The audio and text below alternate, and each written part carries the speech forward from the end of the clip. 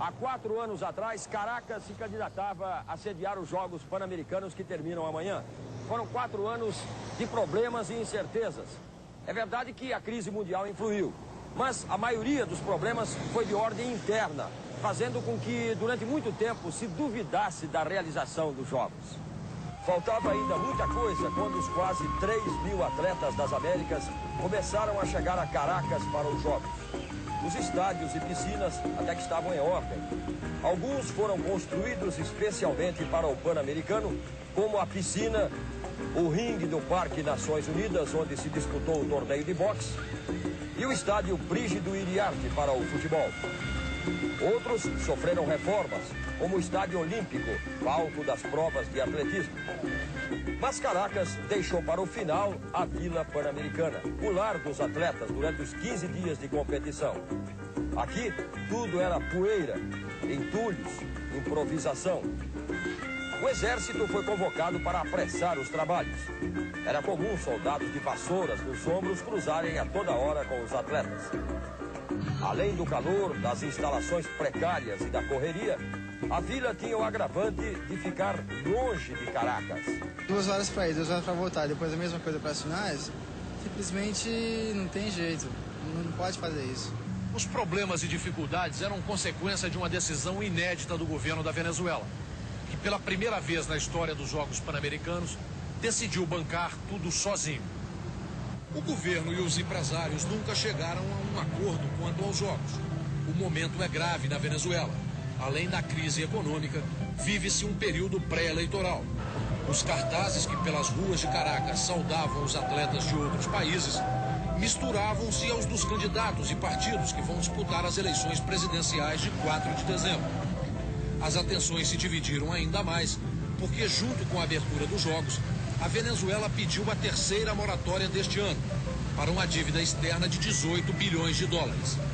O presidente Herrera Campins, ao visitar os estúdios da Rede Globo em Caracas, convidou o Brasil e os outros países do continente para uma reunião aqui, semana que vem, onde será discutida uma negociação conjunta com os credores. Mas antes desta reunião, Herrera Campins vai discutir com o presidente da Petrobras, Chidiac Uec, o aumento da cota de fornecimento de petróleo da Venezuela ao Brasil. O petróleo é a principal riqueza da Venezuela. E quem anda pelas ruas de Caracas nota que este país nunca esteve preocupado com o consumo de gasolina. Os carros são quase todos importados, carrões, nada econômicos. A produção de alimentos quase não existe, vem tudo de fora. O bolívar, a moeda nacional, depois de anos estável, foi desvalorizada em pelo menos 50%. Foi dentro deste quadro que o governo decidiu assumir sozinho a realização do Pan-Americano, ao custo de 300 milhões de dólares. Aproveitou a motivação popular pelo bicentenário do herói nacional Simão Bolívar, o libertador, afastou os empresários e logo na primeira semana de competição mostrou que administraria o prejuízo com habilidade política. Ninguém pagou ingressos nessa fase. O povo venezuelano viu de graça os primeiros resultados de uma competição, que pode aumentar ainda mais o beco sem saída da dívida externa. Mas o importante também é competir, mesmo apelando para recursos nada recomendáveis. Em meio a estes Jogos Pan-Americanos, o resultado deste laboratório passou a ser mais importante do que os próprios resultados das competições.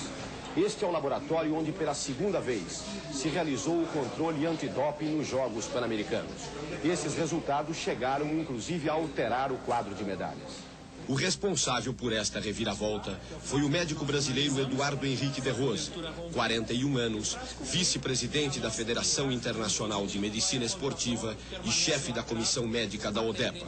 Durante 3 anos, o Dr. de Rose preparou a equipe da ODEPA para este rigoroso controle antidoping.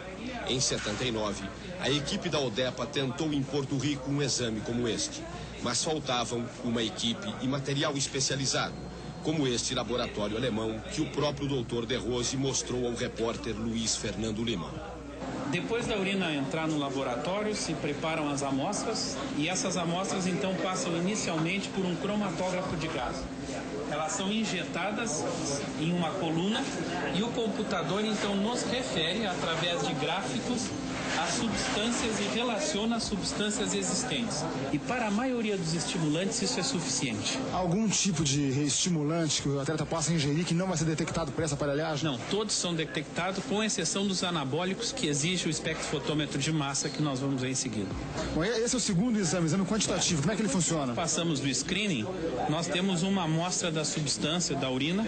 Isso é injetado, é processado pelo espectrofotômetro de massa e depois é feito um relatório gráfico e numérico aqui. Isso então nos permite uma análise perfeita. Quais são as substâncias? É a prova definitiva da presença de substância. Tem sido frequente os casos de doping no esporte de alto nível nas competições internacionais? Se nós considerarmos essa competição, tem sido muito mais do que frequente. Foram caçadas 22 medalhas. Cuba foi a mais prejudicada. Teve que devolver 7 medalhas de ouro.